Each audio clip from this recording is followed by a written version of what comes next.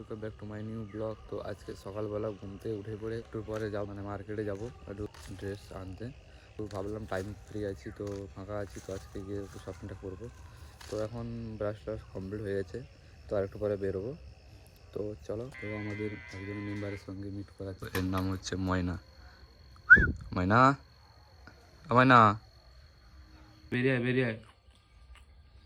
আমি যখন চা খেতে বলতাম না, কেউ কিছু খেতে দিতে হবে, একটু বাইরে বের করে খেলে একটু ভয় পাচ্ছে বেরোবে। তো খাবার তার দিয়েছি, তবে আসছে বেরোবে, একটু টাইম লাগবে তার বেরোতে। কথা বলে না, খালি খায়। আর বেরিয়েছে আর এসে খাবে।